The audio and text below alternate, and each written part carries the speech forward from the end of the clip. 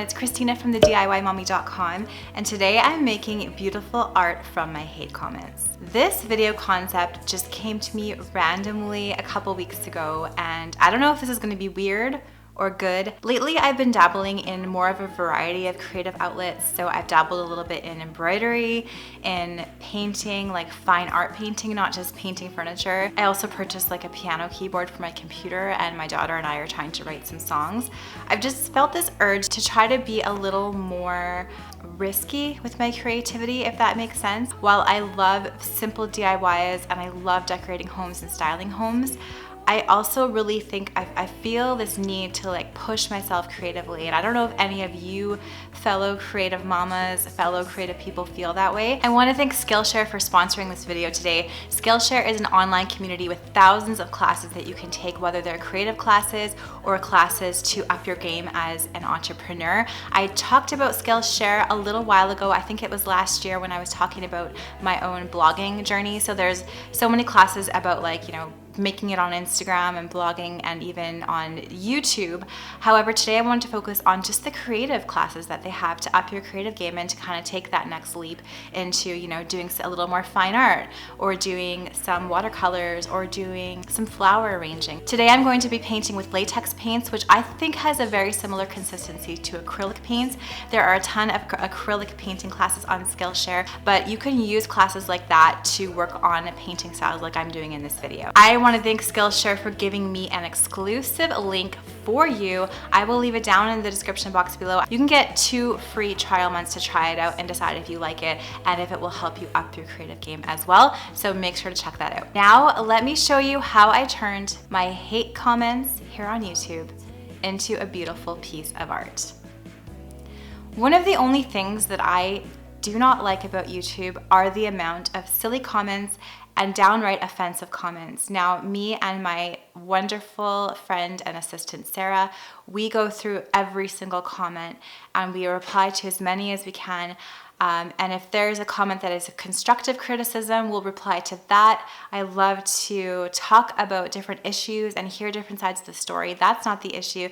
The issue is when the comments get personal and take personal digs at me or me and my family. That's when I simply delete them. I used to have a folder on my phone called hate comments, and I would screenshot all of the bad comments I received on YouTube about whatever about me, and I would save them to that folder. Just thinking that maybe I should do some sort of hate comments video one day.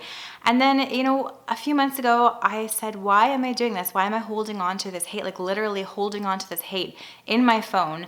So I just deleted that whole folder. So I don't even have a screenshot of any of these comments. They're all deleted, they're gone. However, some of the words used in those comments are burned in my brain. And you probably know this feeling too. When someone says a million nice things to you, that means a lot. But the things that stick out in your mind are those 1 or 2 hateful things that people say to you and those words that people say to you. So this video is about that, and I just want to take a stand against that. And I also want to hopefully encourage you, if you're dealing with hate comments, whether it is online, whether it's in real life, that you are more than those hate comments. Those hate comments do not define you. So I began this exercise by picking up an inexpensive canvas from the Dollar Tree, and I wrote down all of the words in capital large letters with a pencil on the canvas that really stuck out to me from my comments here on YouTube and social media in general. And now I'm going to take some paint and paint right over those comments and delete them, both physically and figuratively. Bad teeth, that's one of them. My teeth aren't perfect, but I think they're unique, and some people have even said they're cute. I want the kind, encouraging words that come out of my mouth to be more important than what my teeth look like. I'm going to paint over ridiculous. I don't think anybody deserves to be ridiculed, and I pray that I'm the kind of person that will constantly stand up for people that are being bullied and ridiculed and show them dignity and respect. I'm going to paint over dumb woman. I've got that one. I'm proud to be female. I'm proud to show my 3 daughters that women can do amazing things. I'm proud to be a mom who is strong, creative, and tries some DIYs that are challenging for me. Fat. I'm going to paint over that one. I refuse to be defined by my size. While I think it's important to work towards being healthy and strong, I don't want to think of myself as a lesser human because I'm not thin. Let's not say anything about our own bodies that we wouldn't say to our friends or our children about theirs. I'm painting right over ugly. I believe it's more important to be beautiful on the inside than the outside. If you have a heart full of hate and jealousy and bitterness, it's going to shine through no matter how gorgeous you are on the outside. I want my character to shine through because that's what matters. I'm going to paint right over stupid. I'm going to paint right over bad at speaking. I know speaking isn't my forte. It hasn't ever been. But when I think about how I spoke 5 years ago on YouTube or at events and how I speak now, I'm actually so proud of how far I've come, you guys. I want to challenge you to practice the thing that you're not good at. Keep working really hard at it. And I promise you that you're going to see improvement. And that feeling is so, so cool. So I'm painting right over all of these words with my favorite color, the color that I think is most beautiful, which is like a gray, green, blue. It's just some extra latex paint that I had at home. And I'm going to create what I think is a really beautiful piece of art. So I took some other latex paint. These are all just paints that I had in my stash. I'm just using what I have. I'm recycling. And I made some fluffy flower shapes with just a simple craft brush. I found this brush at Dollarama as well. So all this stuff is just leftovers, dollar store stuff. And I'm just trying to let my creativity flow. So I scoured Skillshare and Pinterest, and I just kind of looked at some tutorials on how to paint flowers, and I'm just kind of using that knowledge and just going with the creative flow, and I'm making a floral picture. So I just made a bunch of randomly sized floral shapes, starting with this medium peachy pink color and these fluffy cloud-like shapes. So if you're doing this exercise, I would first of all, really encourage you to do this. It was so therapeutic to write down these words that you've heard, to paint right over them, and to start creating. You don't have to do flowers. You can paint whatever you want. It's just the action of doing it that I found really powerful.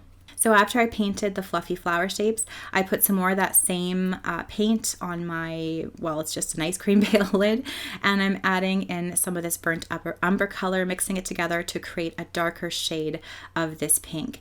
And I'm going to take that and I'm going to put little crescent shapes starting from the center, going outwards on my flowers. This is going to add some shading to my flowers and make them look kind of like roses, I think. I'm not too sure. What do you think these flowers look like? I would love to hear from you in the comments below.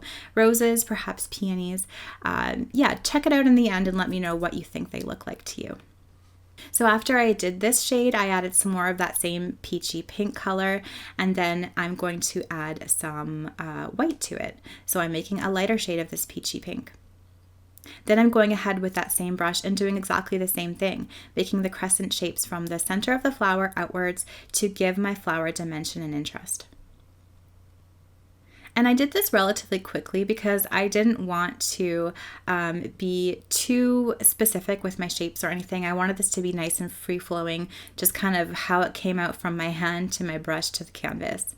Now I'm taking some leftover emerald green latex paint and I'm making some leaf shapes coming out of the flowers on 2 or 3 sides of each flower. I'm taking a smaller brush to do this so that I can do the more detailed jagged edges, and I'm just making the shape and then painting it in with my brush. So you'll see in the end that this is more of a maximalist piece of art. I like to cover all of my surfaces with things. I love texture and color and pattern. If that's not your style, you could just do one item in the center of your canvas, whatever speaks to you. I just kept painting and painting and painting and kind of made this turn out more like a pattern on a canvas than, you know, a really distinct subject. So yeah, just kind of do whatever you want. I'm going to add some vine shapes to this piece as well with that same emerald color just coming out of each flower to kind of fill in some of the more awkward spaces that I have on this canvas. Now I'm taking that same emerald green paint, adding some white to that, and I'm going to use that to add some highlights to the leaves that I just created. And this is something that I'm learning. Adding shadows and highlights to my paint is really going to make your painting pop and give it some interest. So I'm adding it to one side of each leaf to kind of highlight the top of each leaf. I'm adding it to the center of the vine, and I think this really makes the piece look interesting. After I added the highlights to the leaves, I'm just making some more leaves in this lighter green color to fill in even more of the space that I wanted to on this piece. Next, I added some dots. I think these are berries. I don't really know. I just liked the contrast of the dots with the jagged shapes. And now I think these last two steps that I did were my favorite. I took just some plain white latex paint and I went ahead and did those crescent shapes starting from the center of each flower outwards. And this really bright white highlight, I felt like it made the flowers really pop on the canvas. I really liked how this looked. And I also added some white to the leaves as well. Then I took some Fusion Mineral Paint metallic paint. I think this is their brass color. And I took a small brush, a detail brush, and added some crescent shapes in the center of my flower with this metallic. This was pretty cool. I really was happy with this because it added not only sparkle to my piece and some shimmer to my piece, but it also helped my piece not be so pastel looking, so pretty and perfect. It just gave it a little bit more of a dirty color, which I think adds just a little bit more character to a painting.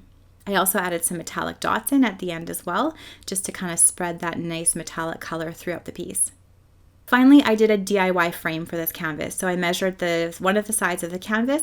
I took some 1x2, this is just inexpensive spruce from Home Depot, and I made a mark and then I cut it with my hand saw. You could also use a miter saw for this as well to make it go a little bit faster. And then I cut 2 more pieces for the sides. I just made sure that they covered the side of the canvas as well as the ends of the top and bottom frame pieces that I cut. Once I was happy with those sizes, I went ahead and I painted all of the wood pieces with some stain. This is called Provincial, this color. And then after I stained all the pieces with a foam brush, I took a rag and I wiped off all of the excess stain. Once all of my pieces were dry, I went ahead and I nailed them onto the sides of my canvas. I put my piece on a piece of trim so that it was slightly raised off my surface. So when I nailed on my pieces of wood, there was a little lip on the back that I could hang this piece if I wanted to on the wall nice and easily. So I'm using my finishing nailer, my Ryobi. I will link to it down in the description box below.